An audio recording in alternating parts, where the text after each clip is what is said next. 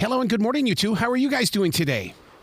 I'm great. How are you? Great. Good morning. Oh my God, I got to tell you something. That when I was listening to you guys talking, it meant so much to my heart because in watching the show, you already sound like you're best friends, and it's coming off very real on the TV screen.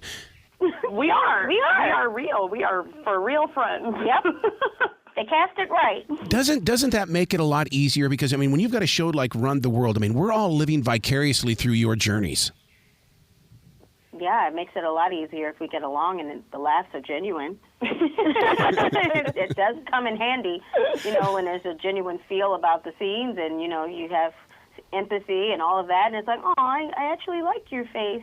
I want to laugh and I want to talk to you. It's really nice.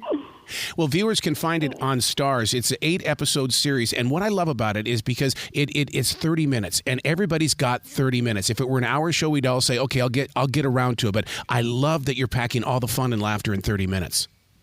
Yeah, we like that too. I think that makes the show really fun and absorbable, and you can, like you said, you can make 30 minutes for anything, but the show moves really quickly, and we just focus on these 3 characters and their lives, and we actually got complaints last season that it felt like it was too short. When people would watch the show, they're like, no, I want more. I think this season it's not exactly 30 minutes. I think there are some episodes that are like 32, 35, 36. Oh, yeah. So, because it's cable, you can do that. So I think we get a little bit more here and there. But it's a jam-packed fun. Do you get to fun. Do you get to bring in your own challenges and changes and the victories and the good versus the evil and things? Because, I mean, you guys play off like you've already experienced this in life, and we're kind of living it right along with you. Hey, that's good writing. I mean, we definitely relate to our characters a lot. There's a lot going on in our personal lives that sometimes ends up on the screen, but the writers really have created these wonderful storylines for these characters that feel very real because some of them, like the writers, have experienced themselves, and I think that's what makes the show feel so honest. Yeah, I also think in terms of performance, we all draw from our personal experiences. I, personally haven't been in my character's exact relationship, but I've definitely drawn from the character. I sort of mentor my boyfriend's daughter as a fake step-parent to her in the show, and I've said previously in interviews, I've put myself in her shoes because I've had a step-parent before, So you just find little ways to relate to your character and find things to draw from.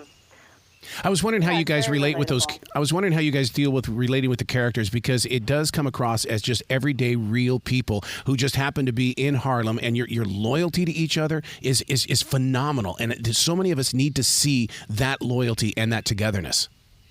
Yes, and how it's so relatable for all cultures to see. Yeah. Black women living lives, being bosses in their lives and their work lives, and being compassionate lovers to their friends and to their loved ones and to their partners, and that we go through the same things that other people go through. And that's why I think our show is really great and for everyone. And so we like to give our experience as being Black women, but also how it relates to other people, and how we can laugh and how we can cry and how we can show people how to lean on their friends and how to ask for help. What is it like? What is it like to have the storyline right there in Harlem? Because it takes us away from the LA scene. It takes us away from the New York or the Chicago scene. I love the idea that this is it's part of a big community, but it's not the biggest one out there. I think it's great that we're shooting in Harlem because so much of New York is glamorized, Midtown, and we've seen Brooklyn even, and I just don't think that Harlem's got the shine that it deserves. Mm-hmm. There's such a rich cultural history there. And so much of our culture is there, and there's so much beauty in Harlem. I shoot in a brownstone, which is really cool because I think Harlem brownstones are super unique. And you just get to see the fashion and the food and the people, and it's just a whole different energy that we're bringing of the New York scene. So it's a great backdrop for the show. I'm so glad that you brought up the fashion because, I mean, that to me, we need to be taught how to dress up again and how to feel good. And it doesn't have to be just for a Saturday night dinner. Just dress up and just be great. Yeah, we dress up on this show for every little thing. You roll out of bed, and we are dressed up. Roll out of bed at 3 a.m. to get dressed up. It's very aspirational. Yeah. I want to aspire to dress as great as Renee.